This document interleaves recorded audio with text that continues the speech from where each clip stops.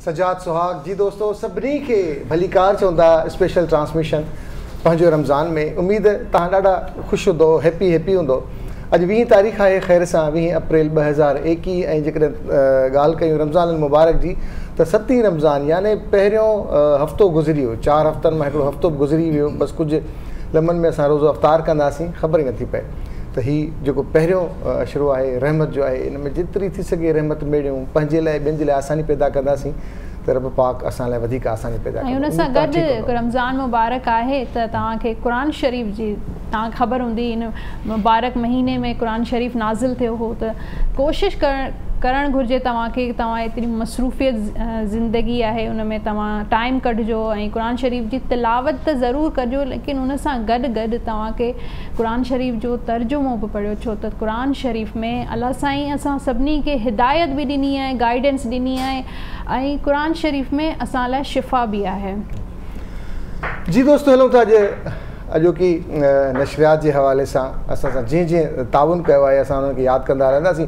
उन खां पोइ ॾाढा ज़बरदस्त महिमान आहिनि जंहिंसां अॼु तव्हांजी असां मुलाक़ात कराईंदासीं। यकीनन दिलि खोले कचहरी कंदासीं, सुठे मूड में कंदासीं, कुझु ॼाणण जी कोशिशि कंदासीं।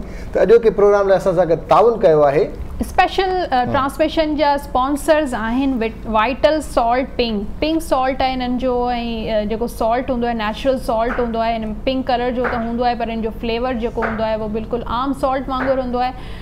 त वाइटल सॉल्ट पिंक ऐं मिलन फूड्स वारनि जा सभु मसाला आहिनि।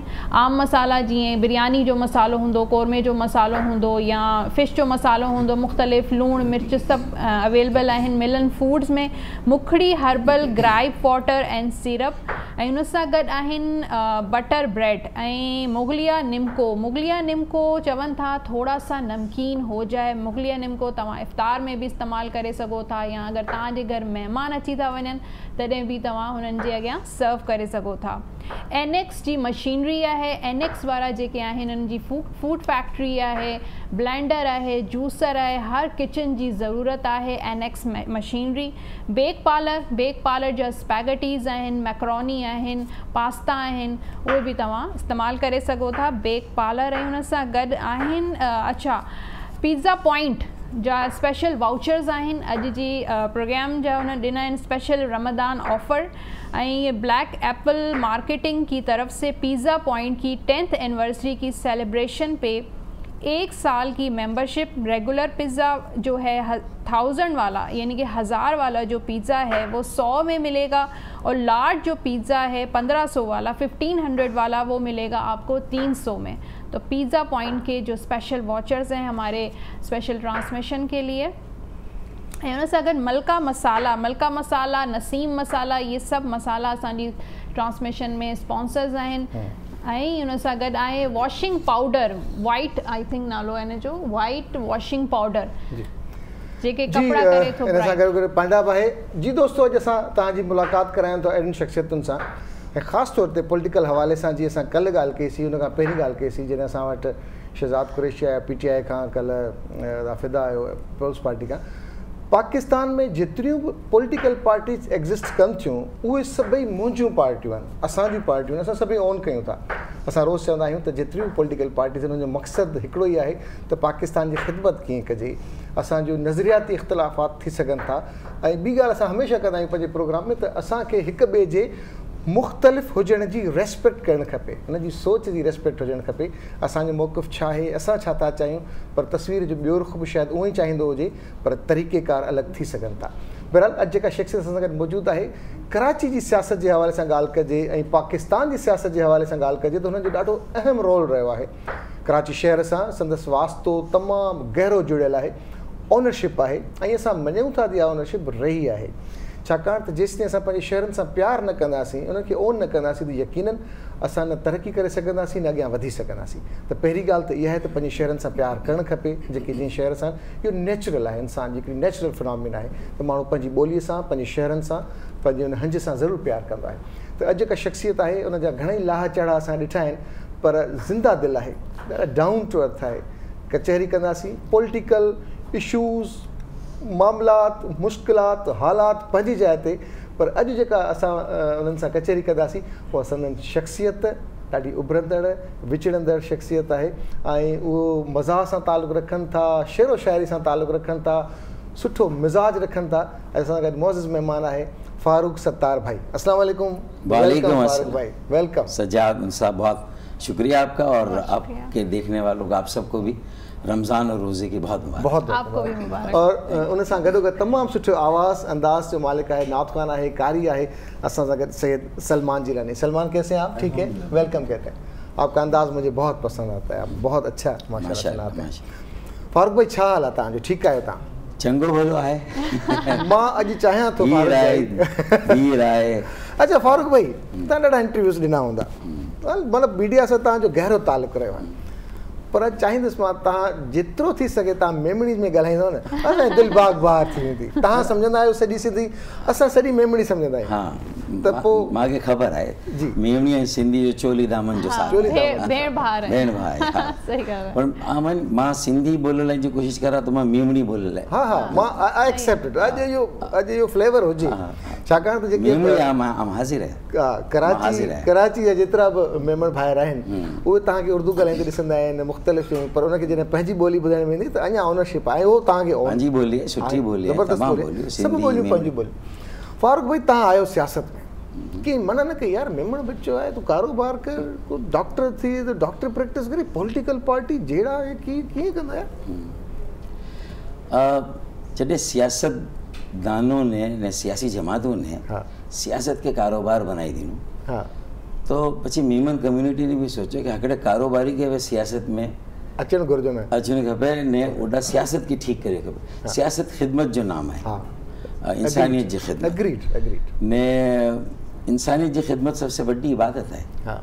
तो अगर अल्लाह से भी ताल्लुक़ के जोड़नो शॉर्टकट, तो मेरे ख्याल में लोगों जी इंसानियत जी खिदमत है। सही ऐं कि अल्लाह जे ऊपर भरोसो होनो खपे, पोते जी ज़ात ते ने पोते जे नज़रिए ने आइडियोलॉजी ते, ऐं जी ज़रूरत अल्लाह ताला पूरी करनो, ऐं ज़रूरत जे पीछे आई ना विनो, ज़रूरत ऐं जे पास अचनी।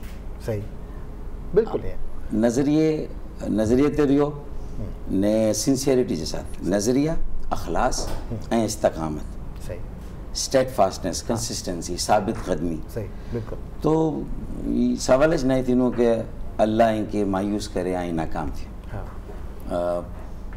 ने ऐं कामयाब थी ना इंशाल्लाह। तो मुझे साथ तो मुझे जो साथियों जो भी सलूक जो बरादरान यूसुफ ने सलूक करियो, वो हज़रत यूसुफ जैसा, पानी कदमों की खाक भी नहीं हूँ। तो लेकिन मूंखे भी ख़बर पई कि भाई वाकई में ये दुनिया में लोग पंहिंजे माहौल में इज्तमाही मफ़ाद जी जगह ज़ाती मफ़ाद अची गए, गुरोही मफ़ाद अची गए, जमाती मफ़ाद अची गए। ने ये सियासत के पाके अवामी सियासत, इज्तमाही मफ़ाद जी सियासत, ने लोगों जी सियासत, मौरूसी सियासत, न वडेरों ने जागीरदारों जी जो सियासत हुई इजारादारी, तो हिकिड़ी मिसाल क़ाइमु थी हुई, पर शहरी वडेरा पैदा थी विया असांजी जमात में। वो ख़राबी अची वई कि ओॾा भी शहरी वडेरा पैदा थी विया। तो पछी मुंहिंजो रस्तो अलॻि थियो, पर माशाअल्लाह आपने शेर पढ़े कि भाई सोचता हूँ कि वो कितने मासूम थे, क्या से क्या हो गए, देखते देखते क्या कहने। हमने पत्थर से जिनको बनाया सनम, वो खुदा हो गए, देखते देखते क्या कहने। तो बस ये शेर पढ़ा, अल्लाह का नाम लिया और अपने काम पे लगे। यूथ में, बरादरी में भी हो, सी कम्युनिटी में भी हो ने अल्हम्दुलिल्लाह 35 ईयर्स जी पॉलिटिक्स में अगर अल्लाह ताला ने टे अहिड़ी चीज़ूं आई जो अगर आइन जे अंदर आए कि इनमें acceptability even across all kind of lines of divide, तक़सीम जी हर लकीर जे बीजी तरफ़ जलो, चाहे एथनिकली ना रहो, पॉलिटिकली ना रहो, मसलकी बुनियाद ते, मजहबी बुनियाद ते, अगर आइन जी वाइडर एक्सेप्टेबिलिटी है, that means Allah has invested something in you and you can unite people ने। बीजी चीज़ है क्रेडिबिलिटी, इनमें ऑनेस्टी अचे थी, इंटेग्रिटी अचे थी, ओनरशिप है बिल्कुल ने। Third cheese I wider connectivity, so acceptability, credibility and connectivity. तो आई थिंक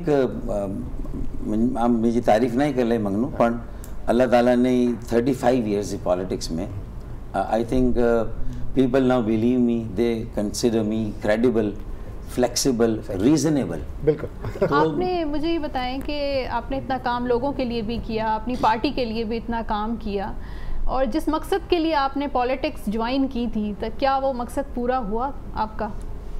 کوئی سیٹسفیکشن لیول؟ دیکھیں, مقصد تو یہ پورا ہوا کہ ہم نے ایک نظریاتی سیاست کی, ہم نے اجتماعی مفاد کے لیے کام کیا. موروثی سیاست جو پاکستان میں ہے, جو ایک مراعات یافتہ طبقہ ہے, ہم نے اس سے پالیٹکس کو نکال کر ہم عام لوگوں میں لے گئے, مڈل کلاس اور لوور مڈل کلاس, پڑھے لکھے نوجوانوں میں. اور شروع میں ہم گو کے لسانی تھے, ایتھنک ایک کمیونٹی سے تھے, لیکن ہماری نیچر میں یہ نہیں تھا کہ یہ تعصب کرنا ہے. تو اس لیے ہم جلدی متحدہ بھی بنے اور پھر اور کمیونٹیز بھی اٹریکٹ ہوئیں. تو ہم نے اور کمیونٹیز میں بھی عزیز آباد سے نثار پنور کو الیکشن جتایا, جو ایک سندھی اسپیکنگ تھی. میں چاہتا ہوں کہ ایسا ماحول ہم سندھ میں پیدا کریں کہ لاڑکانہ سے بھی ایک اردو اسپیکنگ جو ہے وہ ایم این اے بنے, ایم پی اے بنے. یہ ریئلٹیز ہیں, ہم اسی کو تو ایکسیپٹ کرتے ہیں کہ بھئی جو ریئلٹیز, تو ہمیں یہ ماحول پیدا کرنا ہے. اور اس میں ہم یہ بھی ماحول پیدا کریں کہ سندھ کے جو شہری علاقے اور دیہی علاقے کی جو یہ تفریق ہے, یہ انتظامی ہو سکتی ہے, یہ شاید حکمرانوں کو سوٹ کرتی ہو, لیکن یہ کہ اس سے لوگوں میں تقسیم نہیں ہونی چاہیے. ہم اس کا کانشیسلی بندوبست کریں. تو میرے خیال میں میرا نیریٹو تھا یہ. اور اب خاص طور پہ یہ ہے کہ مجھے ایم کے واپس ملے تو اسے بھی بندے دا پتر بنانا ہے, انسان کا بچہ بنانا ہے, اور اچھے لوگوں کو لینا, ڈائیورس, ہر زبان بولنے والے, ہر مسلک کے, ہر مذہب کے. اور 84 میں جیسے ہم نئے آئے تھے تو زیادہ تر لوگ 40-35 سے کم تھے.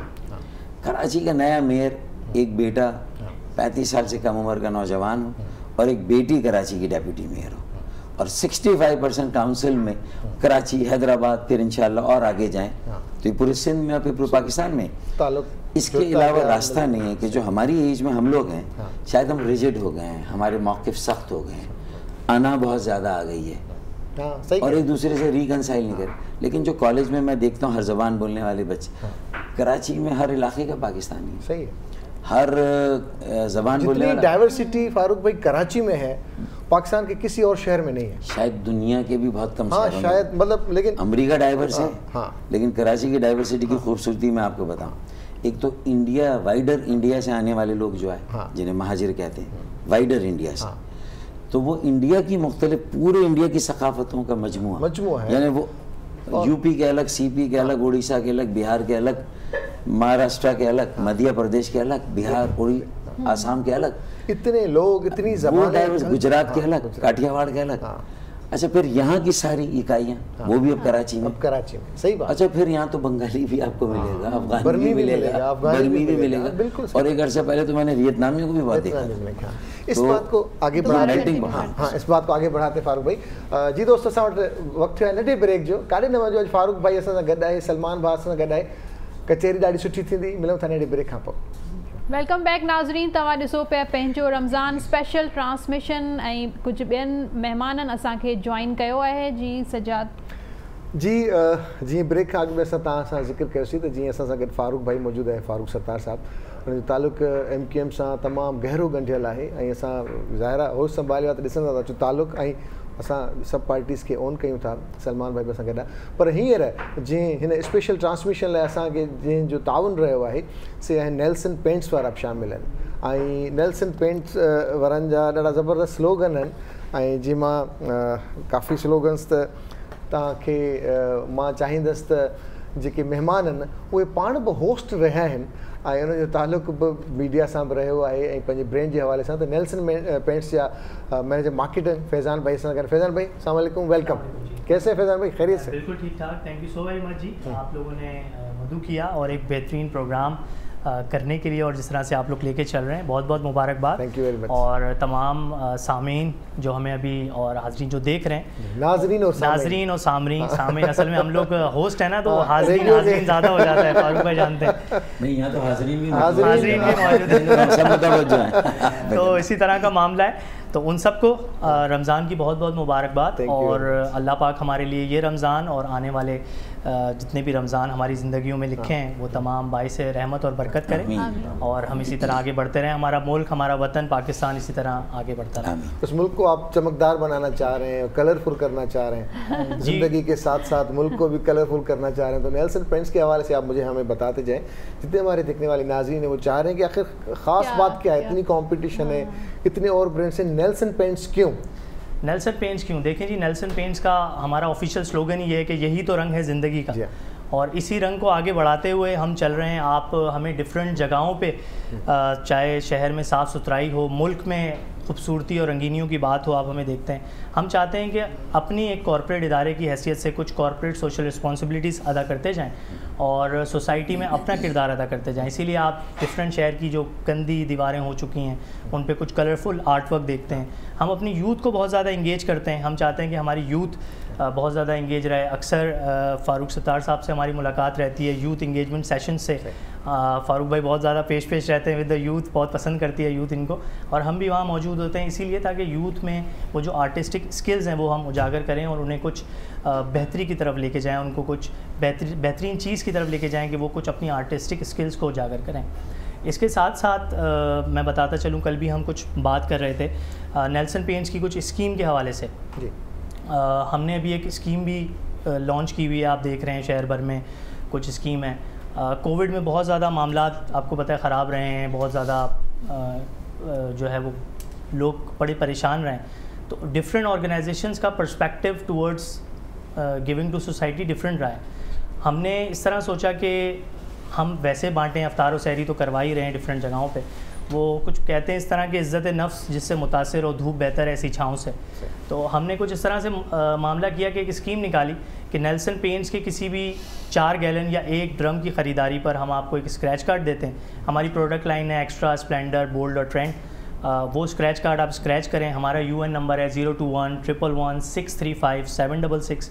اس پہ آپ ایک واٹس ایپ کریں اسکریچ کارڈ. وہ ایک طریقہ کار ہے, جیسے آپ واٹس ایپ کریں گے آپ کو اس میں پتہ چلتا جائے گا, اور آپ بذریعہ قرآن اندازی جیت سکتے ہیں بیش بہا قیمتی انعامات, جس میں دبئی کا ریٹرن ٹکٹ, گاڑی, بائک, گولڈ کوائن اور دیگر انعامات ہیں. اور اس کے علاوہ آپ کو جیسے ہی آپ وہ اسکریچ کارڈ کنفرم کریں گے آپ کو ایک جوس کی بوٹل بھی اسی وقت دے دی جائے گی جو کہ آپ کے افطار میں شامل ہو جائے گی. تو یہ ایسے اسکریچ کارڈ ہمیں امید ہے آپ کی جیب میں بھی 2-4 تو پڑے ہوں گے. بالکل پڑے, لیکن ابھی ہم دکھائیں گے نہیں.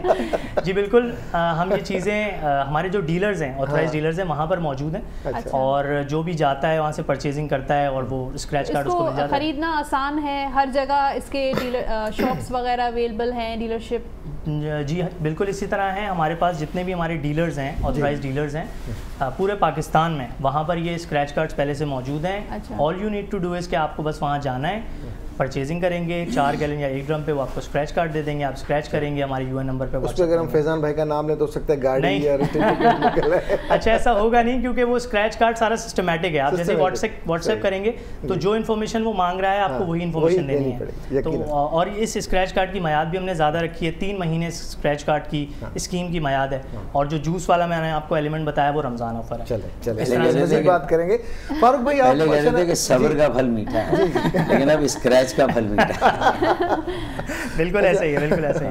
فاروق بھائی آپ میئر رہے کراچی کے, دل سے خدمت کرنے کی کوشش کی آپ نے, اور جس طرح سے فیضان بھائی نے کہا کہ کلرفل کرنے کے لیے کراچی کے لیے کیا کیا ایسی باتیں ہیں جو فاروق بھائی اپنے کریڈٹ پہ لینا چاہیں گے, یار یہ میں کر چکا ہوں سجاد؟ میرے خیال میں کچھ کام اتنے روٹین کے ہوتے ہیں جن کا کریڈٹ اصولاً لینا نہیں چاہیے. یہ تو معاملات اتنے خراب ہو گئے کہ اس کے مقابلے میں اگر آپ نے تھوڑا بھی ڈیلیور کر دیا تو پھر آپ تو آسمان پہ چلے جاتے. تو ہمارے وقت جب میں میئر تھا تو اس وقت کراچی میں صفائی تھی, کچرا وقت پر اٹھتا تھا, گاڑیاں نالوں میں اس محلے کی اس محلے, ادھر سے اس پار اس طرح کچرا نہیں پھینکتی تھی. کچرا گاہ ڈمپنگ اسٹیشن پر ساری گاڑیاں جاتی تھیں, اور کراچی ایک صاف ستھرا شہر تھا. پھر اس کے بعد جب مشرف صاحب آئے اور مصطفیٰ کمال MQM کے میئر بنے, وہ وقت بھی بہت زیادہ بہتر تھا, وسائل بھی تھے اور اختیارات بھی زیادہ, اختیارات بھی تھے, کچھ ایڈز بھی تھیں کافی. اس کے بعد میرے خیال میں یا تو سب کو نظر لگ گئی اور اتنا زیادہ سیاست ہو گئی کہ عوام اور خدمت پیچھے رہ گئے, صرف سیاست. میئر کہتے ہیں کہ جی میں کچرا اٹھاؤں گا, وہ کچھ نہیں کر سکے. پھر آئے وفاقی وزیر ایک, انہوں نے کہا میں اٹھاؤں گا, وہ بھی نہیں اٹھا سکے. صوبائی وزیر دعائے وزراء, انہوں نے بھی پائچے چڑھائے, آستینیں چڑھائیں, پانی میں اترے, لیکن کچرا نہیں ابھی تک. دیکھیں فاروق بھائی کام سے بہت زیادہ فرق پڑتا ہے. اس کا مطلب صفائی پاسبل ہے, ویئر دیر از اے ول دیر از اے ول. بالکل. اچھا میں یقین کریں, ہاں یقین کریں, میں سندھی اسپیکنگ ہوں, ٹھیک ہے. جب یہ مصطفیٰ کمال صاحب آئے, بھلے ابھی ان کی کوئی سی بھی پارٹی ہو, لیکن جب انہوں نے کراچی کے لیے کام کیا تو میرے جو ساتھ اردو اسپیکنگ میرے دوست ہوتے تھے, میں کہتا تھا کہ یار اگر الیکشن ہوا تو میں بوتھ کے اندر نہیں جاؤں گا, میں کراچی میں رہتا ہوں, فیسلٹیز میں اویل کرتا ہوں, میں سب کے سامنے ایم کیو ایم پہ اسٹیمپ لگاؤں. بلیو می, کیوں کہ مجھے فیسلٹیز نظر آ رہی تھیں, دیکھ رہے تھے ہم, کام تھا. اب کچھ اور معاملات ہیں تو اسی لیے اب بوتھ میں جانا پڑے گا. یہ کام تھے. پھر سیوریج کے کام مینٹین ہوتے تھے, جی جی, ٹریٹمنٹ پلانٹ کی کیپیسٹی بڑھائی, لانگ لائف روڈز بنائی, سڑکیں اچھی ہوتی تھیں, واٹر جو اسٹارم واٹر ڈرینز تھے وہ کھلے رہتے تھے, ان کی صفائی ہوتی تھی, فلائی اوورز بنے تھے, فلائی اوورز بننا شروع میرے زمانے میں ہوئے. پھر نعمت اللہ خان نے اس کو نیکسٹ لیول پہ لے گئے, بالکل, مشرف صاحب اور مصطفیٰ کمال اور اپر ڈیک پہ اس کو لے گئے, اور زیادہ اوپر لے گئے. تو یہ بھی ہوا. پھر اس کے 10 کروڑ گیلن اضافی یومیہ پانی K2 میرے زمانے میں آیا. مشرف صاحب اور مصطفیٰ نے مل کے K3 10 کروڑ گیلن وہ لائے. اب 12 سالوں سے K4 کا انتظار کر رہے ہیں ہم سب. 65 کروڑ گیلن یومیہ پانی چاہیے, اور یہ 9 سال 12 سال میں آئے گا جب 85 کروڑ گیلن کی شارٹیج ہوگی. تو میں نے ایک فارمولہ بنا کے دیا ہے کہ جو یہ 1100-1200 ارب جب کراچی ڈوبا تھا کہ مدت سے پنپتی ہوئی سازش نے ڈبویا, مدت سے پنپتی ہوئی سازش نے ڈبویا, کہنے کو میرے شہر کو بارش نے ڈبویا. کیا کہنے. اچھا فاروق بھائی چلیں ہم سیاست سے آ جاتے ہیں اس پہ. آپ ماشاءاللہ بارش ہے, لیکن اصل میں تو کرمنل نگلیکٹ ہے نا سالوں کی. اچھا سب نے کی, پیپلز پارٹی, جو وفاقی پارٹیاں PMLN اور PTI آج اور MQM, مطلب اس میں کسی کو نہیں بخشا جائے گا. صحیح بات. عوام سب سے اس وقت تنگ اور بیزار ہے اس وقت. لیکن تو اب ایک راستہ نکالنا کہ کیا کریڈٹ اور ڈسکریڈٹ کی پالیٹکس کریں گے, کیا ایلیگیشن کاؤنٹر ایلیگیشن کی پالیٹکس کریں گے, یا اب سب مل کر ایک مشترک متحد ہو کر منظم ہو کر کراچی کو ایک مشترکہ اونرشپ دیں گے. میں نے جو 4 نکاتی تجویز بھیجی ہے, پنڈی بھی بھیجی, اسلام آباد بھی بھیجی. ایک ینگ موبلائزیشن کے 35 سال سے کم عمر کا میئر اور کاؤنسل ہیں, ساری پارٹیاں اس طرف توجہ دیں. دوسرا 13 پالیٹیشین لے لیں 5 بڑی پارٹیوں کراچی میں, MQM کے سارے factions, Peoples Party, PTI, PMLN, Jamaat Islami. ہر پارٹی میں سارے لوگ اچھے نہیں ہیں, لیکن ہر پارٹی میں کچھ لوگ اچھے ہیں جو اچھی شہرت ہے, ان کو لے لیں 13 آدمی کو. 7 صنعت کار, تاجر, آباد کے لوگ لے لیں, 3 اربن پلانر, 2 جوڈیشری کے. سینٹ اور قومی اسمبلی سے ایک قانون پاس کریں, کراچی اربن ڈیولپمنٹ کمیشن, پھر یہی لاہور, پشاور, کوئٹہ کے لیے. تو یہ 25 آدمیوں کو یہ 1100-1200 ارب دیں جن کی اچھی شہرت ہو. آپ یقین مانیں جھگڑا بھی ختم پارٹیوں کا, اور یہ 90% کرپشن فری, یہ پیسہ لگ جائے گا. کچرا اٹھانے کا نظام, سیوریج کا نظام, سرکولر ٹرین کراچی میں آ جائے گی, اور یہ K465 انشاءاللہ. چلیں نیت تو اچھی ہے ہم سب کی. مجھے تھوڑا تفصیل میں جانا پڑا, معذرت. اچھا فاروق صاحب یہ بتائیں رمضان میں کیا ایکٹیویٹیز ہوتی ہیں, کیا مصروفیت ہوتی ہے, گھر میں ٹائم دیتے ہیں یا پولیٹیکل ایکٹیویٹیز ہوتی ہیں؟ شروع کے افطار تو گھر میں, مطلب میری امی ماں کو بھی موقع ملتا ہے میرے ساتھ, میں افطار, اور میرے بچوں کی ماں کو بھی موقع ملتا ہے, میں اس کے ساتھ بھی افطار کرتا ہوں. لیکن اب شروع ہو گیا سلسلہ وہ جو راشن اور جو افطار ڈسٹریبیوشن ہے نا, ہماری یوتھ بہت کر رہے گا. تو وہ سڑکوں پر بچھا لیتے ہیں مختلف علاقوں میں, وہاں بہت زیادہ جانا پڑ رہا ہے آج کل. پھر کچھ دوست احباب بھی کر رہے ہیں پولیٹیکل افطار, بڑے بڑے. کووڈ کی وجہ سے نہ پچھلے سال ہوئے نہ اس سال, مجھے نہیں لگتا نہیں ہوں گے. لیکن کرکٹ ٹورنامنٹ رات کو ہو رہے ہیں, پھر ختم قرآن ہو رہے ہیں. پہلا روزہ یاد ہے آپ کو؟ ہاں ہاں بہت اچھی طرح. کب رکھا؟ آٹے دال کا بھاؤ پتہ چل رہا تھا, نانی یاد آ رہی تھی, مطلب ایسا پورا روزہ لگا تھا. تو میں نے, مجھے یاد ہے میں نے رؤف صدیقی صاحب سے پوچھا تھا کہ پہلا روزہ, اس نے کہا کہ یار میں چھپ چھپ کے نا واش روم جایا کرتا تھا اور 20 کھول کے پانی پی کے پھر ایسے ایسے صاف کر کے پھر آتا تھا کہ میرا روزہ ہی ہے. کافی روزے میں نے ایسے نکال لیے تھے. اچھا یہ کام انہوں نے ابھی بھی نہیں چھوڑا, ابھی بھی نہیں چھوڑا, وہ ابھی بھی یہی کرتے ہیں. وہ جب آئیں گے تو ان سے ضرور پوچھیں گے فاروق بھائی یہی کہہ رہے تھے. وہ ابھی بھی جی جی. تو لیکن ظاہر ہے کہ شوق تو تھا روزہ رکھنے کا. تو میرا 5 یا 5.5 6 سال کی عمر ہوگی, 5 سال کا تھا, کلاس 1 میں تھا. تو چھٹی والے دن رکھوایا روزہ. اور لالچ یہ تھی کہ وہ روپیوں والے جو ہار تھے نا وہ ملیں گے, اور بہت ساری روزہ کشائی میں لوگ تو تحائی ملیں گے, تو وہ لالچ بہت تھی. لیکن نہیں پتا تھا کہ 12 بجے حالت خراب ہو جائے گی. اور لیکن میں پھر میری خالہ نے سیلیبریٹ کیا تھا اور وہیں انہوں نے بلا لیا تھا, تو پھر مجھے دوپہر کو تھوڑا انہوں نے سلا دیا تھا. تو پھر میرا روزہ, لیکن دن میں 12 بجے تک میری حالت خراب ہو گئی ایماندار. لیکن اور موقع بھی تھے نا, تو CCTV بھی نہیں تھے, پتہ نہیں چلتا تھا کون سے کمرے میں کیا ہو رہا ہے. لیکن یہ بھی نہیں تھا نا اس زمانے سے, سادگی تھی کہ یہ چوری چھپے بھی کرنا ہے, ہو سکتا نہیں. دعا یہ تھی کہ چپکے سے کچھ مطلب بھولے سے کچھ کھا لو, بھولے سے اس میں روزہ نہیں ٹوٹا. یہ کیا ہوا؟ تو اگر بھولے سے کھا لیں تو کھا لیں. تو لیکن نہیں, میرے خیال میں پھر اس کے بعد تو عادت میں بھی آ گیا.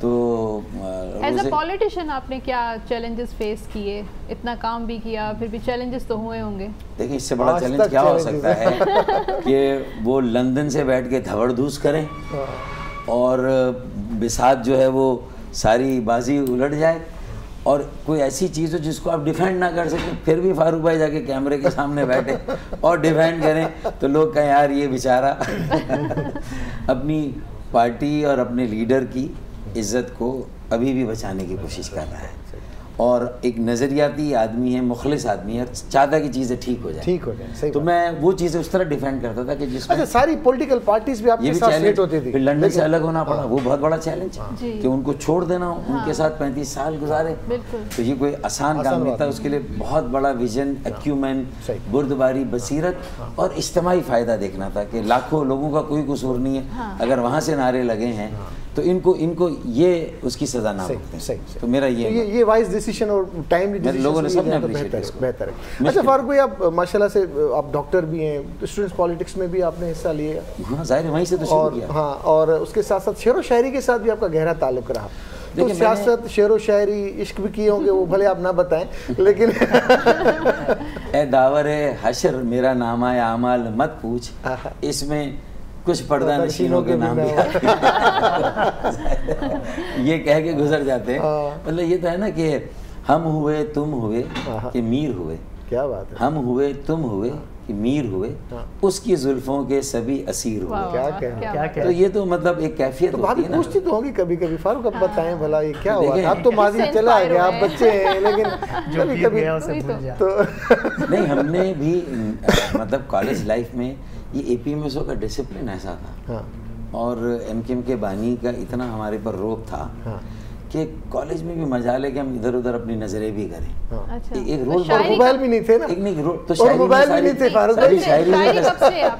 ساری شاعری سے کسر پوری کی, اور جب اسٹیج پہ موقع ملتا تھا تو یہ کہتے تھے کہ خدا کی قسم بہت کم دیکھتے ہیں, جس کے لیے کہنا ہوتا کہ خدا کی قسم بہت کم دیکھتے ہیں, تمہیں جن نگاہوں سے ہم دیکھتے ہیں. واہ واہ واہ, اور وہ سمجھ بھی جاتے تھے. لیکن وہ ہماری حسرت ہی رہ گئی, کیونکہ کالج لائف میں تو ساری پابندیاں تھیں. لائبریری میں بھی کسی کے ساتھ نہیں بیٹھ سکتے تھے, تو ٹک شاپ میں کیا بیٹھتے. ہاں لیکن ایک کام کرتے تھے کہ لڑکیوں کو پڑھاتے تھے جو جونیئر ہوتے تھے, لیکن ان کے ساتھ ساتھ لڑکوں کو بھی پڑھانا پڑتا تھا. کمپنسیٹ کرنے کے لیے ان کو بھی پڑھانا پڑتا تھا. اچھا, اس میں تھوڑا سا یہ کیا پڑھایا ان کو. تو لیکن پالیٹکس بھی کی, بھرپور کی, لیکن اپنی پڑھائی کو بھی چھوڑا ہے. آج کل لوگ کیا کر رہے ہیں کہ وہ پڑھائی سے اتنا بیزار ہیں, ہمارے بچے مایوس ہیں, اور اپنے والدین کی ساری جمع پونجی پرائیویٹ یونیورسٹیز میں لگاتے ہیں, اور اس کے بعد بھی شارٹ کٹ نکالتے ہیں کہ بھئی کسی طرح ڈگری مل جائے, ملک سے ہر آدمی کہہ رہا ہے بس باہر جانا ہے. تو میرے خیال میں ان بچوں سے میرا خاص طور پہ کہنا ہے کہ سب کو یہ اپرچونٹی نہیں مل سکتی. والدین کی اس کمائی کو ضائع نہ کریں, پڑھیں, آپ محنت کریں گے کہیں نہ کہیں اس کا آپ کو صلہ ملے گا. آگے پاکستان میں پڑھے لکھوں کی قدر و قیمت, ایک آگے وقت آنے والا ہے. صحیح کہہ رہے ہیں. کچھ دیر کی خاموشی ہے پھر شور آئے گا, باقی سب کا وقت آیا, ہمارا دور آئے گا. کیا کہنے, کیا یہ آئے گا انشاءاللہ. مطلب میں اسی لیے موٹیویٹ کرتا ہوں لوگوں کو, مایوس نہیں ہونے دیتا. اور یہ بلیسنگ اینڈ ڈسگائز تھی کہ میں اپنی پارٹی سے الگ ہوا تو میں نوجوانوں میں چلا گیا, جہاں ان سے کئی مرتبہ ملاقات ہوئی, اور ہم لوگوں کو انگیج کر کے ان کو یہی کہہ رہے ہیں کہ پارٹی چھوڑیں. ایک آئیڈیالوجی ہے, وہ کیا ہے کہ ہم اپنے نوجوانوں کو, لوگوں کو ہر طرح کی غلامی اور محتاجی سے نجات دیں. صحیح بات, چاہے وہ روزگار کی محتاجی ہو, چاہے پانی, کچرا, سیوریج, ٹرانسپورٹ, ضروریات زندگی تو پوری کر لیں. ہاں, اس کے لیے ہم لوگوں کو امپاور کر دیں, اپنے پیروں پہ کھڑا کر دیں. خیرات نہیں, اپنا حق لیں. اگر کراچی 60-70% ریونیو دیتا ہے, 400 ارب روپے دیتا ہے, 4000 ارب مرکز کو, تو اس کا 50 ارب خیرات ہے. ہمیں 400 ارب ملنے چاہیے. یہ ملیں گے تو کراچی میں نہ لسانی تفریق رہے گی, صحیح بات, نہ سیاسی رہے گی, ہر آدمی کام پہ لگ جائے گا. اسی لیے جو 1200 ارب کا میں نے فارمولہ دیا ہے کہ سب جوائنٹلی اس کو خرچ کرتے, کسی کا کریڈٹ نہیں. اگر کراچی کے بیٹے ہو, سندھ کے بیٹے ہو, پاکستان کے بیٹے ہو, تو یہ مل کے کام کریں انشاءاللہ. آپ کچھ کہنا چاہتے ہیں؟ نہیں, فاروق بھائی کا تو ہمیشہ سے یہ ایک کہوں گا شیوا ہے, اور ماشاءاللہ جس طرح وہ یوتھ کو انگیج کرتے ہیں, اور جو ان کی شعر و شاعری ہے, وہ کہتے ہیں نا right decision at the right time are the ingredients of success. اسی طرح right share at the right time, وہ ہمیشہ فاروق بھائی. میموری کارڈ بہت اچھا ہے فاروق بھائی کا, بہت, میں اس میں کوئی شک نہیں ہے. اور بھلے کون سی بھی جماعت سے تعلق رکھتے ہوں, لیکن فاروق بھائی کی میموری کی وہ تعریف کرتے ہیں وقت پہ ماشاءاللہ. اور اکثر میں فاروق بھائی کے لیے ایک شعر بھی پڑھتا ہوں کہ جتنی بھی کی تھی اتنی محبت نہیں ملی, ارے فائدے کو کیا رویے, ادھر تو لاگت نہیں ملی, قاتل ہمارے قتل سے مشہور ہو گیا, ہم کو تو شہید ہو کے بھی شہرت نہیں ملی. کیا بات ہے, یہاں پہ بھی اثر تو ہو گیا نا فاروق بھائی.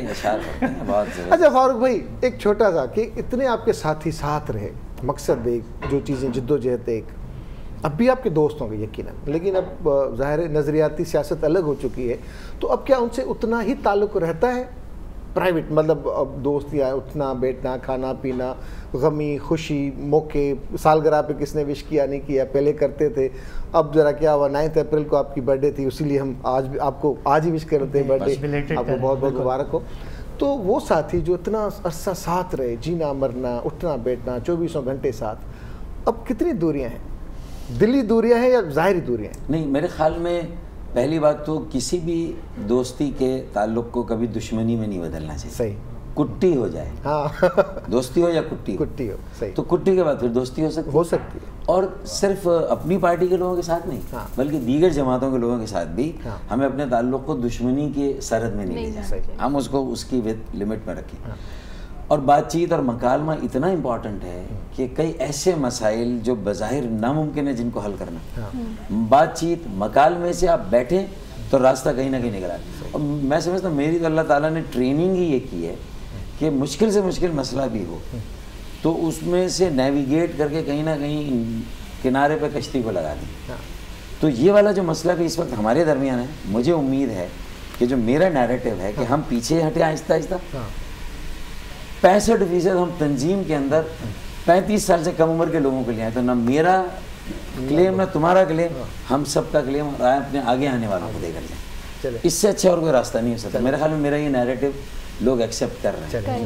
اچھا فاروق بھائی, ابھی ہمارے پاس ٹائم بہت کم ہے, کیا میسج دیں گے آپ دیکھنے والوں کو؟ میں سمجھتا ہوں کہ own Karachi, save Karachi, make Karachi. Own Sindh, save Sindh, make Sindh. Karachi is a part of Sindh, and own Pakistan, save Pakistan, make Pakistan. کیونکہ کراچی پہ میں اس لیے فوکس کرتا ہوں کہ میرے لیے یہی سندھ ہے, صحیح, میرے لیے یہی پاکستان ہے. کیونکہ کراچی چلتا ہے تو بنیادی حق ہے اس آدمی کا جو جس شہر میں رہتا ہے اس کو اون کرے یقیناً. اور یہاں یہ تو اب صرف 3 کروڑ کراچی کے لوگوں کو اون نہیں کرنا, بلکہ 22 کروڑ پاکستانی کو اون کرنا. لاہور, پشاور, کوئٹہ نیشنلی اکانومیکلی اتنے امپورٹنٹ نہیں ہے جتنا کراچی ہے. Engine of growth, hub of economy. تو اس شہر کو 22 کروڑ لوگوں کو لک آفٹر کرنا ہے, اور ہر نیشنل پالیسی میں کراچی پرائیورٹی پہ ہونا چاہیے. پروونشل پالیسیز میں بھی نیشنل. بس میری یہ گزارش. بہت بہت شکریہ. فیضان بھائی کیا میسج دیں گے؟ جس طرح فاروق بھائی نے بہت اچھے سے بتایا, اسی طرح ہم مزید آگے نیلسن پینٹ کے توسط سے لے کے چلتے ہیں کہ clean Karachi, green Karachi, clean Sindh, green Sindh, اور اسی طرح کلین پاکستان, گرین پاکستان. اپنے شہر کو, اپنے صوبے کو, اپنے ملک کو نہ صرف صاف ستھرا رکھیں بلکہ اس کو اون کریں. اون کرنے سے آپ کسٹوڈین ہوں گے تو بہتر طور پہ اس کو آپ اون کر سکیں گے. تو اسی طرح جس طرح فاروق بھائی چیزیں لے کے چل رہے ہیں, ہم بھی چاہتے ہیں کہ لوگ, یوتھ خاص طور پہ ساتھ جڑتی رہے, اپنی چیزوں کو اون کرتی رہے, اور اسی طرح اپنے ملک کا, وطن کا नाम रोशन करती है। Thank you very much Faizan भाई, आपका बहुत शुक्रिया। Thank you very much Farooq भाई। इंशाल्लाह आपसे तफसीलन हम टाइम लेंगे और हम आपसे बिल्कुल गपशप करेंगे। सलमान आप हमारे साथ हैं जी। दोस्तों वक्त है नंढे ब्रेक जो काड़ी न वञो था, ब्रेक खां पोइ पंहिंजो Ramzan special transmission. Welcome back नाज़रीन, तव्हां ॾिसो पिया पंहिंजो रमज़ान स्पेशल रमज़ान ट्रांसमिशन। ऐं किचन में ज़बरदस्त खुशबू पई अचे ऐं अदी नसीम जेका आहे न एॾी मसरूफ़ लॻी पई आहे, अॼु बिल्कुलु बि लिफ्ट कोन पई कराए, ॿुधाए बि कोन पई कि अॼु किचन में ठाहे छा पई। जी अदी नसीम, स्पेशल रेसिपी आहे। स्पेशल रेसिपी आहे जी, नालो कोन्हे छा भला? हाँ नालो अथसि चटकारेदार आलू। चटखारेदार आलू, वाह वाह वाह, ज़बरदस्त। ॿियो आहे इहो ग्रीन चटणी। ग्रीन चटणी ऐं ॿियो छोला बि ठाहिया पिया न? छोला उन सां चाट मिक्स। अच्छा ज़बरदस्त, यानी ग्रीन चटणी सां गॾु छोला बि हूंदा जी। ऐं तव्हां पंहिंजे लाइ त ठाहियो, असांजे नाज़रीन खे माना ॿुधाईंदो बि न त तव्हां ठाहियो छा पिया, रेसिपीज़ छा आहे? न ॿुधायासीं। चटकारेदार आलू में बसर, टमाटर, लूणु, मिर्चूं, ॿियो इहो जेको असांजो मलका मसालो आहे हिन आसान करे छॾियो आहे सब्ज़ी जे लाइ बि, टेस्ट बि वधीक अचे थो हिन में। जी त इहो विझी बसि पोइ सावो मिर्च जे सावा धाणा, सावा मिर्च, सावा धाणा, पोइ पहिरीं तव्हां बसरनि खे माना थोरो दाग ॾियो, पोइ इहो टमाटर और इहे मसाला जेके ॿुधाया उहे ऐड करियो पंहिंजे हिसाब सां, जेतिरो हाणे भाॼी हूंदी आहे, किलो आहे 2 किलो आहे, हुन हिसाब सां चमचे जे हिकिड़े चमचे सां हे अधु किलो में हिकिड़ो चमचो पवंदो आहे। चटणी जो ॿुधायो भला। चटणी जो आहे धाणा, पुदीने जो 2 प्यालियूं आहिनि, चाट मसालो, लूणु, गिदामड़ी, ॿियो आहे असां वटि भला ये चटणी ठाई किथे अथव, कीअं ठाही अथव? मशीन में इनएक्स में ठाहींदसि, हाणे तव्हांखे ॾेखारींदसि। पोइ ही मां शयूं यानी कि तव्हांजो कमु आसान थी वियो आहे इनएक्स सां, असांजो कमु आसान थी वियो आहे। अधु कमु त ही इनएक्स मां ई थिए थो सॼो ई। हाणे बि मां ही जेको मसालो ठाहियो हिन जो आलू जो चटकारे वारो, हिन में ग्राइंड कयो पहिरीं। अच्छा, छो जो उहो टमाटा जेके मुंहं में ईंदा आहिनि पोइ कढी असां प्लेटनि में रखंदा आहियूं, पोइ इन जे करे उहो न ईंदा। पहिरीं तव्हां जो पेस्ट ठाहे पोइ हिन में एनएक्स में ग्राइंड करियो। अच्छा, क्वालिटी कीअं लॻी तव्हांजी? ज़बरदस्त, सुठी आहे, असां त यूज़ कंदा ई आहियूं। हलो वरी वापसि अचूं था तव्हां वटि, तव्हां ठाहियो पहिरीं। ठीकु आहे जी। दोस्तों हींअर ब्रेक खां पोइ असां सां गॾु जेके मोज़िज़ महिमान मौजूदु आहिनि, यकीनन तव्हां हुनखे स्क्रीन जे हवाले सां त ॾाढो गहरो सुञाणो, वॾे अरसे खां सुञाणो, मुख़्तलिफ़ किरदारनि में तव्हां हुननि खे ॾिठो, मुख़्तलिफ़ स्क्रीन्स ते ॾिठो, पर ॾाढो ज़बरदस्त कमु, शानदार कमु, ऐं जेकी शख़्सियतूं एवर ग्रीन आहिनि। जॾहिं खां उन्हनि सां वास्तो जुड़ियो आहे मुंहिंजो, ऐं उन्हनि खे ओतिरो ई ॾिसंदो थो अचां। माशाल्लाह, इहा हिकिड़ी महिरबानी आहे, कुदरती महिरबानी आहे, ऐं उहो ॾाढो संभाले हलनि था। शोबिस में ॾाढो मानाइते तरीक़े सां आया आहिनि हींअर ताईं। अलाह सां अञा मान ऐं हिन भरम खे क़ाइमु रखे।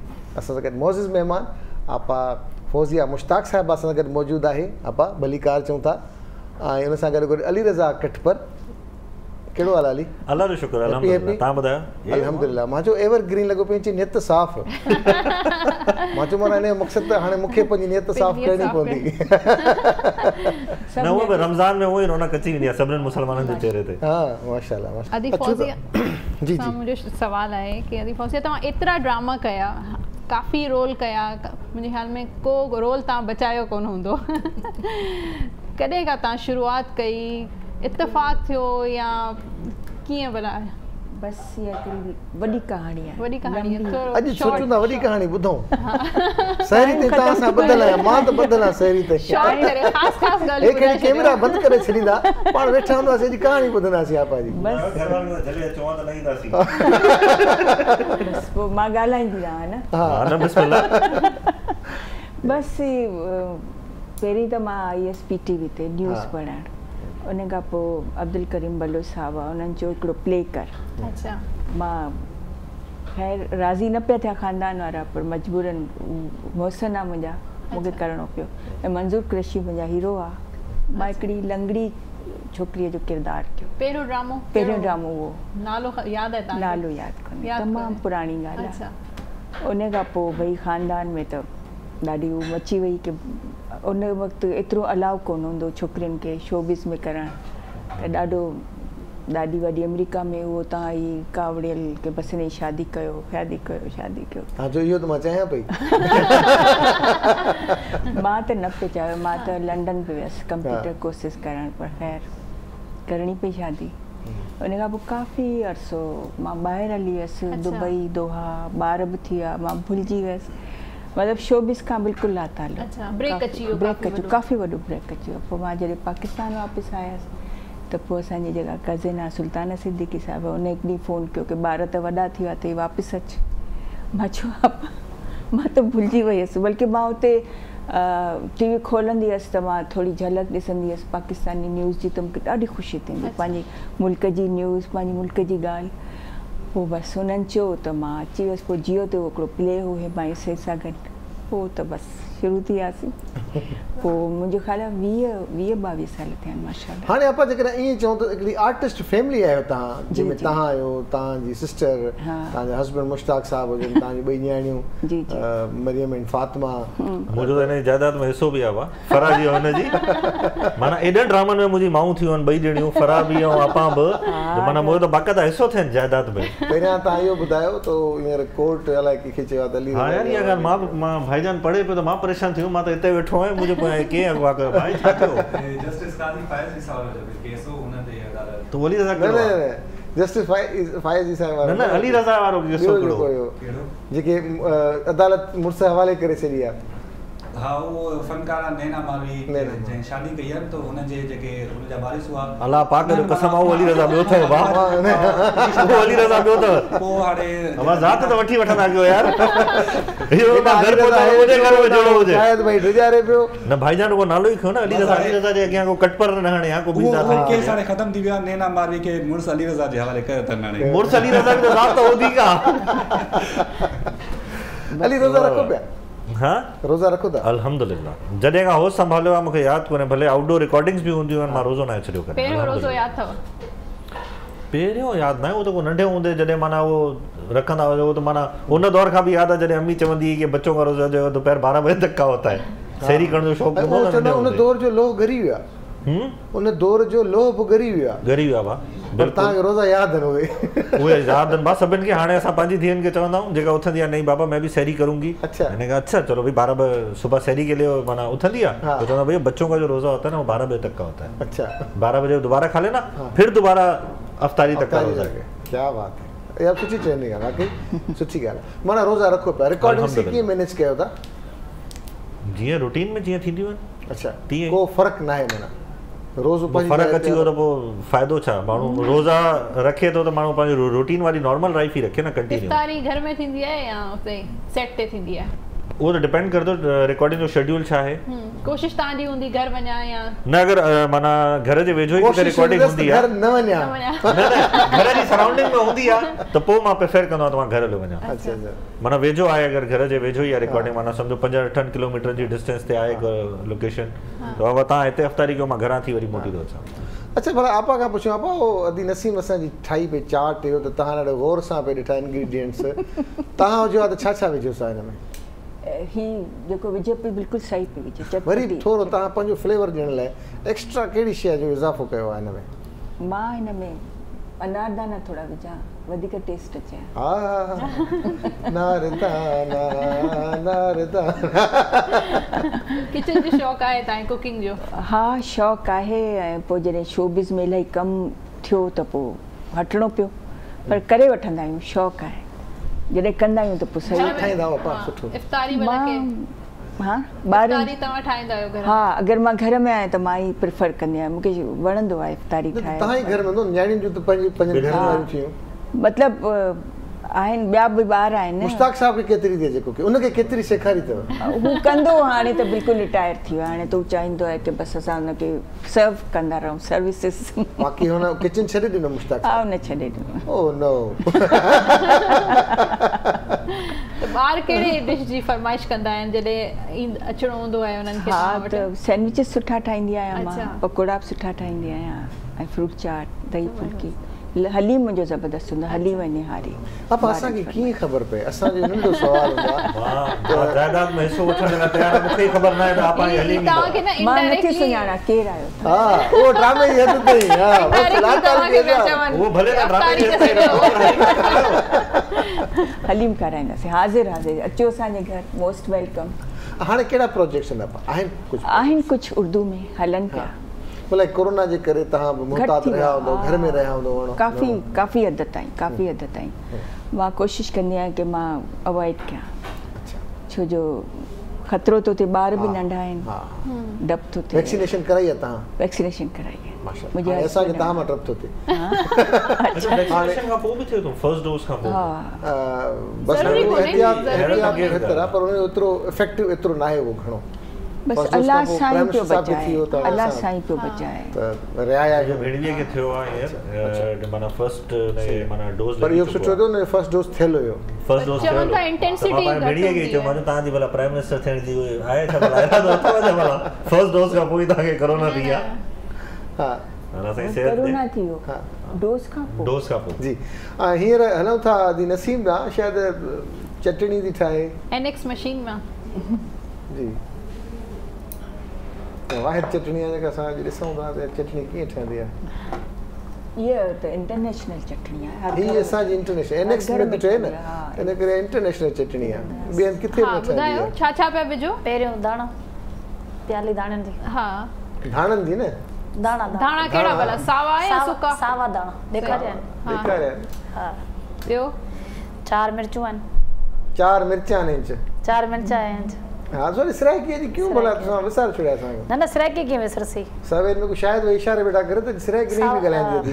फूदनो, साओ फूदनो सही है। पोइ धाणा वधीक विझंदा या फूदनो केतिरी उनजी? धाणा वधीक विझबा आहिनि। अच्छा, ऐं फूदनो घटि विझबो? फूदनो थोरो घटि। चाट मसालो 2 चमचा। ठीक है। वो लूण त कोन विझंदा न?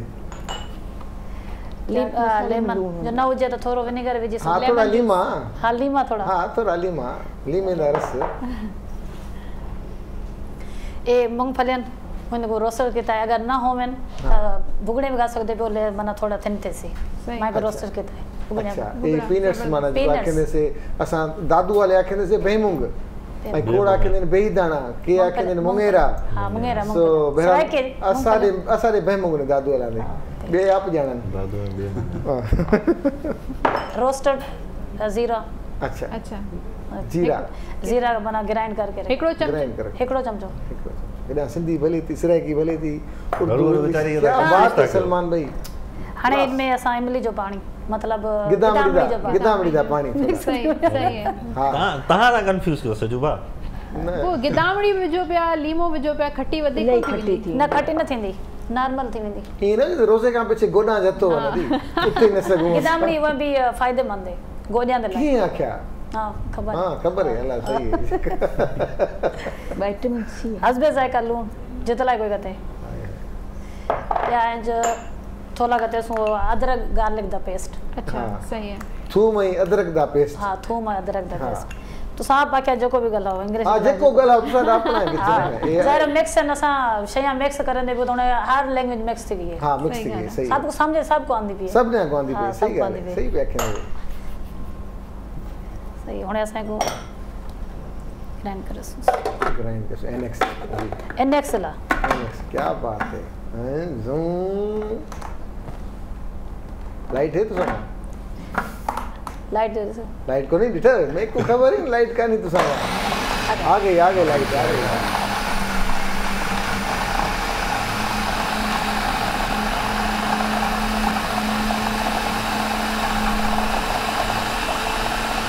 एनएक्स वाले की चटनी बिल्कुल मैंने ग्राइंड कर सकती है। अच्छा हाँ तो गाने वाले में राधन सफा चटनी खा के सफा जी। एनएक्स में हाँ जी दोस्तों एनएक्स में चटनी तो तैयार थी पर असांजी चटनी न ठाहे असांजो प्रोड्यूसर। सो वक्त थियो नंढे ब्रेक जो, मिलूं था ब्रेक खां पोइ पंहिंजो Ramzan special transmission. Welcome back नाज़रीन, तव्हां ॾिसो पिया पंहिंजी रमज़ान स्पेशल रमज़ान ट्रांसमिशन ऐं तव्हां ॾिठो कि अदी नसीम चटणी ठाही एनएक्स मशीनरी में। तव्हां बि ज़रूरु ट्राई कजो। ऐं असांजा महिमान आपा फौज़िया, मुश्ताक ऐं अली रज़ा, कुझु ॿुधायो आपा पंहिंजे बारे में, कुझु कैरेक्टर्स जे बारे में। कैरेक्टर्स त तमामु घणा कया आहिनि, हिनजी मां बि ठही आहियां। अलाए घणा दफ़ा हा तॾहिं त कहिड़े कैरेक्टर में तव्हां वधीक एंजॉय कयो? तक़रीबन हर कैरेक्टर पंहिंजे लिहाज़ सां मुंहिंजे लाइ हूंदो आहे, स्पेशल हूंदो आहे। को अहिड़ो यादगार कैरेक्टर जेको अञा ताईं तव्हांजे दिलो दिमाग़ ते? हिकिड़ो चेरीअ जो कैरेक्टर हो। अच्छा उहो तमामु छाइजी वियो अक्सर ईअं हूंदा आहिनि कैरेक्टर्स पहिरीं मुंहिंजे दिमाग़ ते छायल ई रहंदा आहिनि मुंहिंजो मूड स्विंग्स उन ज़माने में ओड़ा ई रहंदा आहिनि त उहो ॾाढो उन काफ़ी इमोशनल डीप मुतासिर कयो ऐं को अहिड़ो अञा ताईं जेको रोल न कयो हुजे तव्हां अंधी जो रोल अच्छा उहो कोन कयो न कयो आहे शौक़ु आहे शौक़ु आहे मुश्ताक साहब सां गॾु आहे अंधिया माण्हुनि खे का शइ हणे थी साम्हूं मुश्ताक साहब गुज़रनि था अल्लाह माफ़ी ॾे न मुश्ताक साहब सां केतिरी अटैचमेंट आहे दोस्ती आहे या रोब आहे हुनजे घर में या तव्हांजो आहे कंहिंजो आहे रोब त मुंहिंजो आहे तव्हांजो आहे न हा उहो त असांखे बि ख़बर आहे बसि तव्हां जेका तव्हां ॿुधण में चाहियोसीं पर हिकिड़ी ॻाल्हि आहे मुश्ताक साहब मुंहिंजी पर्सनल ऑब्जर्वेशन आहे त माना ॾाढा फ्रेंडली आहिनि ॿई हा माना हिकिड़ो मुंहिंजे हिसाब सां मां हिनखे ॾाढो हिकिड़ो आइडियल कपल कंसिडर कंदो आहियां माना ज़ाल मुड़ुस वांगुरु पाण में न ॻाल्हाईंदा आहिनि अगरि सेट ते करे मुश्ताक साहब हिन पिक करणु ईंदो आहे त हिन हिकु ॿ सीन रहंदा आहिनि त पोइ असां सां बि ॾाढो फ्रैंक हूंदो आहे वेही वेंदो आहे मज़ाक करण में हिन में त माना पाण में जेकी हिननि जी जेका डिस्कशन थींदी आहे या जेका वे ऑफ टॉकिंग आहे न ॾाढी फ्रेंडली आहे माना हस्बैंड वाइफ तव्हांखे फील न थींदा फ्रेंड्स फील थींदा शुरू में हुन मूंखे चयो की तूं फ्रेंड्स तव्हांखे फील थींदा फ्रेंड आई अॼु ताईं मूंखे ख़बर कोन्हे की अटे दाल जो भाउ छा आहे मूंखे कुझु ख़बर कोन्हे राशन जी कुझु ज़माने जी ख़बर सभु हुन पाण तॾहिं मां चयो तव्हां ओड़े जा ओड़ा आहियो माशाल्लाह हा माशाल्लाह हो ख़ुशि चेंज रखियो थी विया आहिनि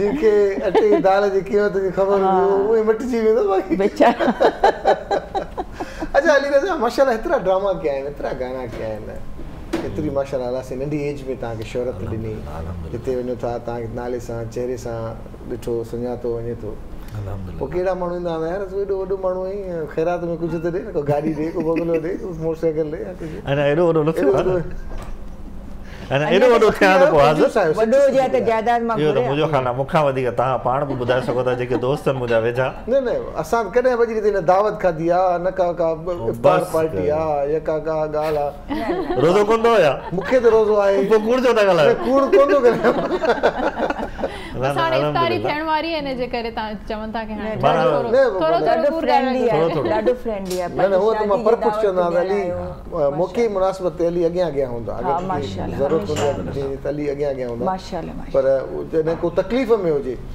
को ईअं दिलि ख़ुशि करण ते नथो चए न माना सुठे वक़्त में यादि करे न हाणे इहो चवंदा बाबा ॾुखे वक़्त में माण्हू यादि करे तव्हां कारोबार कयो अचूं था तव्हांजे हिन ते बिज़नेस था कयो कारूं वग़ैरह खपाईंदा आहियो वठंदा आहियो शोरूम आहे तव्हांजो माशाल्लाह कीअं आहे बिज़नेस सुठो आहे पर फ़िलहालु थोरो ऑब्वियसली डॉलर जो रेट एॾो चढ़ी वियो आहे त हुनजो त ओवरऑल ई सभिनि बिज़नेसिस ते इफेक्ट पियो आहे बाक़ी अल्हम्दुलिल्लाह क्लाइंटेल थिए थी तव्हांजी शोबिज़ जे करे अली रज़ा गाॾी तव्हां खां ई वठणी आहे अल्हम्दुलिल्लाह इहो थियो काफ़ी माना इहे जेके माना मां पंहिंजी घिटीअ में ॿाहिरि निकितो आहे या फ़ोन ते थो ॻाल्हायां त माना वॉक इन कस्टमर आहे उहो सिंधी स्पीकिंग आहे त हुन मूंखे ॾिठो त मुंहिंजे कॾहिं हलियो साईं तव्हांजो शोरूम बि आहे छा त माना इहे बेनिफिट्स बि वरिता आहिनि मूं अल्हम्दुलिल्लाह पंहिंजी हिन फेस वैल्यू जा ई त माना वॉक इन कस्टमर बि जेको आहे उनखे सर्व कंदा आहियो न माना हिकिड़ो कस्टमर त ठहियो न कस्टमर त ठहियो न न उहो बि मां ऑनर चवां त जॾहिं वञणु थींदो आहे अली वटि शोरूम ते त माशाल्लाह असांखे पंहिंजो लॻंदो आहे असां त हुन चवंदा आहियूं त माना बेसिकली असां उतां खोली आहे शिराज भाउ हुजे तव्हां ॾाढो ज़बरदस्त कॉम्बिनेशन आहे ऐं असांखे ऑनर चऊं था त अगरि काई क़िस्म जी ॻाल्हि हुजे त अली सां राब्तो करे सघे थो बिल्कुलु मोस्ट वेलकम अॻियां अचनि सही ज़ाहिर आहे त माशाल्लाह पोइ ड्रामनि में कीअं था टाइम ॾियो बिज़नेस तव्हां जिते अगरि का डील हुजे बिज़नेस जी जीअं तव्हां शिराज जो ज़िक्र कयो त माना शिराज पार्टनर आहे त माना कॾहिं हो अगरि ॻोठवींदो आहे पोयां सॼो बर्डन मां संभाले वठंदो पर गाॾी जी डील आहे हेॾां रिकॉर्डिंग लॻी पिया न त उहो मैनेज करे वठंदो आहे शिराज अगरि ॻोठवायल हूंदो आहे त पोइ हुनजो अगरि को क्लाइंट हूंदो आहे त हुनजो वरी पोइ मां डील करे वठंदो आहियां अच्छा माना असां ईअं मैनेज कंदा आहियूं त माना अगरि मां आउट ऑफ सिटी आहियां त हो हुते हुजे या अगरि हो आउट ऑफ सिटी हूंदो आहे त मां पंहिंजी रिकॉर्डिंग थोरी 2-3 ॾींहं डिले करे वठंदो आहियां जी माशाल्लाह मां थोरी डिले करे वठंदो आहियां पंहिंजी रिकॉर्डिंग अगरि मुंहिंजो माना पार्टनर जेको आहे उहो आउट ऑफ सिटी हूंदो आहे त तव्हां आउट ऑफ सिटी ॾाढियूं रिकॉर्डिंग्स कयूं आहिनि आपा तव्हां माशाल्लाह आउट ऑफ सिटी घणियूं रिकॉर्डिंग्स कयूं आहिनि काफ़ी कयूं आहिनि ऐं हिन सिंधी मीडिया में त ॻोठनि में बि कयूं आहिनि हा छा महसूसु थींदो आहे जॾहिं तव्हां कराची खां ॿाहिरि था वञो ॿियनि शहरनि ॾे था वञो शुरू में त ॾाढो अजीब लॻंदो असांजे हिते त कॾहिं रमज़ान शरीफ़ थियो आहे रिकॉर्डिंग ॿाहिरि रमज़ान में न विया हुआ रमज़ान हिते घर में रमज़ान ठीकु आहे त पोइ जॾहिं शुरू में वियो त कीअं महसूसु थींदो अजीब महसूसु थींदो शुरू में त बिल्कुलु दिलि न लॻंदी अजीब माहौल सराउंडिंग जेको असांजो पंहिंजो अलॻि आहे हिते त वे ऑफ लाइफ पर आस्ते आस्ते आदी थी वियासीं कम जे ख़ातिर शोबिस सां एॾी दिलचस्पी इन करे पोइ कैरी ऑन कयोसीं। तव्हां कमर्शियल्स में भी कम कयो? हाँ, काफ़ी कमर्शियल्स। टीवी कमर्शियल्स में वधीक मज़ो आयो या ड्रामास में वधीक? टीवी कमर्शियल ज़बरदस्त हूंदा आहिनि, हिकु ॾींहं जो कमु हूंदो आहे ऐं ज़बरदस्त ऐं ॾाढा पैसा मिलंदा आहिनि। पैसा मिलंदा, शोहरत बि थींदी आहे, घड़ी घड़ी नज़र ईंदा आहियो न, बार बार नज़र ईंदा आहियो। ॻाल्हि नज़र अचण जी न आहे अपा, असां त कॾहिं ॾिसूं था नथा ॾिसूं, पर जॾहिं वरी इहो सुठा लिफ़ाफ़ा मिलंदा आहिनि पोइ ॾाढी ख़ुशी थींदी। घटि टाइम घटि टाइम 3-4-5 कलाकनि जे कम में हा पोइ दिलि चवंदी आहे अलाह साईं हिननि खे अञा करे भले ठहिराइनि वारी वारी ठाहिनि कमर्शियल। अपा रोज़ो लॻो कॾहिं रिकॉर्डिंग में? कॾहिं का तकलीफ़ थी यार मूंखे बस फ्री हाणे बस? ब्लड प्रेशर लो थियो हो, छो जो सहरी कोन कई, सर रोज़ो रखियो ऐं शूट बि एॾी गरम साइड ते हुई, नंढड़ो सो घर ऐं गर्मी, हुननि जो रोज़ो तोड़े छॾ, मूं चयो न मां न तोड़ींदसि। ब्लड प्रेशर लो थियो पोइ मां हिकदमि सां किरी पियसि, पोइ ड्रिप चाढ़ाइण विया त डॉक्टर ॿिए कंहिंसां पियो ॻाल्हाए, मूंखे एॾी चिड़ पई अचे की मूंखे ड्रिप चाढ़े, कुझु करे पर मां रोज़ो न खोलींदसि, इफ़्तार थींदी पोइ ड्रिप चाढ़ींदसि। पोइ इफ़्तार जीअं अज़ान थी बांग थी उन खां पोइ हुन ड्रिप चाढ़ी त मूंखे लॻो की मां दुनिया में वापसि अची, पर मूं रोज़ो न टोड़ियो। ॿारनि में बि इहा तरबियत ॾिनी अथव या ॿार पंहिंजी तबियत वारा आहिनि उहो पंहिंजी मर्ज़ी वारा? न ॿार मुंहिंजा माशाल्लाह सभु रोज़ो रखंदा आहिनि, सभु रोज़ो रखंदा आहिनि, मतिलबु बि बुखार हुजे कुझु बि हुजे, को प्रेशर वारो कमु हुजे, जीअं फातिमा मुंहिंजी धीअ अॼुकल्ह बि शो में मिस करे पई पर रोज़ो न छॾंदी आहे कंहिं बि हाल में। आई डोंट नो उन्हनि खे अलाह साईं पंहिंजी तरफ़ां को ॾिनो आहे या मुंहिंजी तरबियत आहे या मां खे ॾिसी सिखंदा आहिनि न ॿार, त इन करे अलाह जो शुक्र आहे।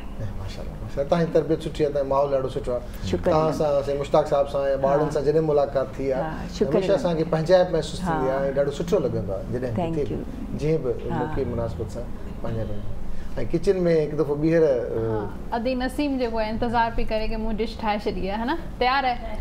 अच्छा, चटणी बि तयारु आहे, छोला तयारु आहिनि? छोला बि, चटकेदार आलू बि। वाह ज़बरदस्त। यानी कि पकोड़ा कोन ठाया था लच्छेदार? अॼु पकोड़ा न ठाया लच्छेदार। छो?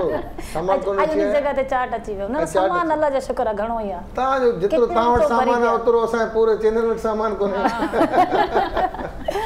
अल्लाह जो शुक्र आहे। अॼु उन जगह ते चाट ठाहियो आहे। हा माशाअल्लाह। जी नाज़रीन, अॼु जे स्पेशल ट्रांसमिशन यानी कि असांजी रमज़ान ट्रांसमिशन जे जेके स्पॉन्सर्स आहिनि उहे आहिनि मलका मसाला, मुगलिया निमको थोड़ा सा नमकीन हो जाए, हिन जा निमको इलाही मशहूरु आहिनि, तव्हां इफ़्तारी में बि खाई सघो था, तव्हां वटि महिमान अचनि तॾहिं बि तव्हां सर्व करे सघो था। हुन सां गॾु आहिनि वाइटल सॉल्ट पिंक सॉल्ट आहे, हिननि जो नेचुरल सॉल्ट हूंदो आहे, ऑर्गेनिक सॉल्ट हूंदो आहे, तव्हां पंहिंजे हर डिश में हिन जो इज़ाफ़ो करे सघो था। मिलन फूड्स, हिननि जा बि काफ़ी सारा मसाला आहिनि, मुख़्तलिफ़ वैराइटीज़ आहिनि मसालनि में, Mukhdi herbal gripe water and syrup, butter bread ऐं एनएक्स मशीनरी, इहा मशीनरी जेका आहे जी असांजी चटणी आदि नसीम एनएक्स मशीनरी में ठाहे ॾेखारी हुई तव्हांजी। हिन जे अलावा हिन जा ब्लेंडर आहिनि, फूड फैक्ट्री आहे, चॉपर्स आहिनि ऐं बेक पार्लर जा पास्ता स्पैगेटी काफ़ी कुझु आहे बेक पार्लर। ऐं सभिनी खां इम्पॉर्टेंट जेको आहे नेल्सन पेंट जी, नेल्सन पेंट वारनि जा स्क्रैच कार्ड अगरि तव्हां यूज़ कंदव त हुन में गाॾी निकिरी सघे थी, रुपए जा रिटर्न टिकट पैसा घणो कुझु पाईंदा आहिनि। पिज़्ज़ा पॉइंट वारा अॼु असां सां गॾु मौजूदु आहिनि ऐं मुगलिया निमको वारा असां सां गॾु मौजूदु आहिनि। वाइट वॉशिंग पाउडर असां सां गॾु आहे माशाल्लाह जाम आहिनि, कोई शरबत वारा बि असां सां गॾु आहिनि, सभु अचनि था चाहिनि, पर असां ॾिसूं था आस्ते आस्ते सभिनी खे वठी ईंदासीं पाण वटि तव्हांखे हिन प्रोग्राम में चारि चंड लॻाइण लाइ। ऐं छा पैगाम हूंदो आहे पर तव्हांजो तव्हांजे ॾिसण वारनि जे लाइ? ख़ुशि रहो, ख़ुशि रहण ॾियो, हीउ जेको अॼुकल्ह हंगामा थियो ग़लति आहे, पंहिंजो भाउ खे मारे सही न आहे। माण्हू छा चवंदा ॿिया दुनिया वारा की पाणे में पिया विढ़नि, मज़हब जे नाले ते असांजे हुज़ूर सल्लम फरमायो की कंहिंखे ईज़ा न ॾियो पंहिंजे भाउ सां, त बसि इहो ई पैगाम आहे की अमन सां रहो, अमन सां रहण ॾियो। ज़बरदस्त। अली भाउ बसि जियो और जीने दो, पाण बि ख़ुशि रहो, ॿियनि खे बि ख़ुशि रहण ॾियो। हा, असांखां गाॾियूं वठो, असांखे गाॾी खपायो। केॾो सुठो स्लोगन ठाहे ॾींदुमि, हिन मां पैसा वठंदो। पब्लिसिटी, बिल्कुलु पब्लिसिटी। हाज़िर। हा ऐं शायद बाबा जैसा गॾु मौजूदु रहियो, ॿुधंदो रहियो, ॾिसंदो रहियो असांजा हवाल। भाईजान आईंदा हली रहा नालो अचे ज़ात ज़रूर खणजा। आईंदा कोई अहिड़ो केस अचे त ज़ात खणिजो, माण्हू हेॾे ई सम्झंदा।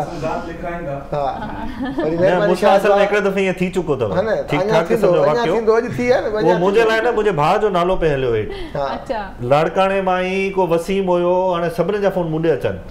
वो कटपर जी जॻह, कुंभर जी जॻह ते कटपर लिखी बस सभिनी जा फोन मुंडे भाउ सम्झो, उहो तव्हांजो भाउ। हाँ तो पर हेॾे बाबा जो डायरेक्ट मुंहिंजो नालो आहे। कलाम सुनेंगे। Thank you very much Ali भाउ, thank you very much madam Fauzia, तव्हांजो वॾी महिरबानी।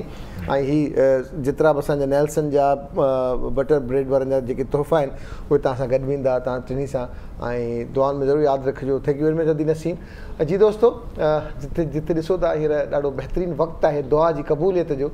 जेकॾहिं तव्हांजी दुआ जेका बि तव्हां घुरो था उन में 1-2 सेकंडनि जे लाइ जेकॾहिं असांखे बि शामिलु कंदव त तव्हांजी वॾी महिरबानी थींदी। दुआ जी ॾाढी ज़रूरत आहे, जेकॾहिं तव्हां दुआ में असांखे शामिलु कंदव त अलाह सां बेड़ा पार कंदो सभिनी जा। पंहिंजी मेज़बाननि खे ॾींदा इजाज़त। सुभाणे इंशा अल्लाह ताला तव्हां सां थींदी मुलाक़ात। तेसीं ताईं अल्लाह निगहबान। अल्लाह निगहबान।